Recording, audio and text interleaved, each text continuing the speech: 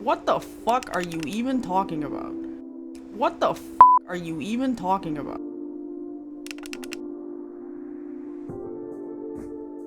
Alright, so we are going to start in the mixer view, and then we are going to create a new return, and that is going to be our censor bar return. I will explain that in a bit, and then we will also need a new group, and that is going to be for our general dialogue. The reason that we want these to be separate is so that we can have the censor bar feed in via a sidechain into the dialogue so that it dips it with the compressor. So we're going to add a sidechain, make sure that level is all the way up so it's sending, and then we are going to add a compressor, and then make sure the compressor is connected to the sidechain, and then turn the threshold all the way down. Turning the threshold all the way down is actually what makes the dialogue fully duck. So once we have that set up, we are ready to go over to our editor window. Let's say I have a dialogue track that's going to be, let's say they say a fuck here, and a shit here, and a fucking shit, right? So I have all of these things that I would rather not be in there because they're not family friendly or whatever. So my first step normally would be I put in my 1K tone, my 1K beeps, and those will cover it up a little bit, but you'll still kind of be able to hear it. So what I actually want to do is I want to then remove the areas where that specific word is. So then I would just go in and I would say, I don't want that fuck, and I don't want that one either, and I don't want this either, right? And this is fantastic if you are just doing a purely censored cut, right? Especially for linear media, it doesn't really matter, you can just do another bounce. However, when you're doing game stuff, this creates the uncensored version, which is the version without the beeps and whatnot, and the censored version, which is the version with the beeps and the dialogue or the swear words removed. So that creates two things of dialogue, which is kind of a pain. Because now, instead of just dealing with one line of dialogue, I could be dealing with two of each.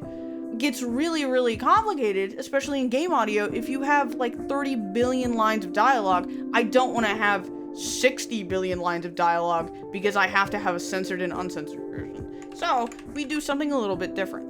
We still have the censor beeps down here, but what we're going to do is use a sidechain compressor to make sure that it ducks these. So what a compressor does, it's got a bunch of uses, but its main use is to control volume, right? So it can either bring volume up, it can bring volume down, but we're mostly focusing on it bringing volume down. So let's say we have a compressor, and normally our compressor will be affecting our pink track. So, but now we just have it bringing all the audio down. We don't want that. We only want the compressor to turn on when we say, hear a swear, but that's really hard. That's some AI nonsense I don't understand. So what we can do is we can actually use the censor beeps to tell the compressor when to turn on. So it only turns on when we put the beeps under it. So we use something called a sidechain. And essentially what the sidechain does is it takes this audio signal, and whenever it hears the audio signal on this specific track, it's going to then go all the way over and be like, yo, Mr. Compressor, right here, turn on. So then it will duck the signal only when it hears an audio signal from the track that it's sidechaining from. So a sidechain is literally just connecting the audio output of this track to the input of the compressor, which then tells it when to compress. And then if the dialogue editor goes, well, I actually think there should be one more swear here, easy peasy, you just go on over here and you add another box. And then that censor beep, since it's an audio signal, will automatically feed the sidechain, which will then tell the compressor to turn on here. we'll just do a simple 2D event, and then we'll need two tracks. So one of them is going to be your censor beeps, and one of them is going to be your dialogue. And I normally do dialogue top, censor bar bottom. Some people do censor bar top, dialogue bottom. It really doesn't matter. Then you want to make sure that your censor bar is all the way down. You don't want that feeding into the dialogue group itself, but you do want it going to the censor bar return that we created. So you'll go to add send, then censor bar, and then make sure that is all the way up to unity or 0. And that will allow it to be able to feed all the way through. Then we'll go ahead and grab our dialogue with swearing, and then also go ahead and grab our censor beeps, which can just be a 1K tone. So I'll drag my dialogue in, I'll clean it up a little bit. Normally it's clean before I get it in here, but drag our fucking censor bar into there, and then pull it to size. And you want it to match up with about how long the swear actually is, because that'll be the length of time that it ducks for. Then we're going to set it up so that the censor bar only plays when the censor parameter is active. So we'll go to trigger behavior, create new parameter, and then call it censor on or censor switch or censor active, and make sure that it is a discrete parameter. Continuous can work, but discrete is more like an on-off switch, so it just makes it easier.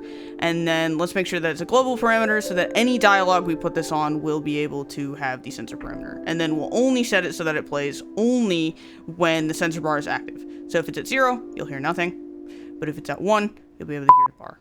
We'll go ahead and just solo so that I can hear where the swears might be. What the fuck are you? So we'll focus on that first fuck, and we'll zoom in, see how long it is, grab the censor bar and drag it about over where the swear is, and then unmute to make sure that we're in the right place.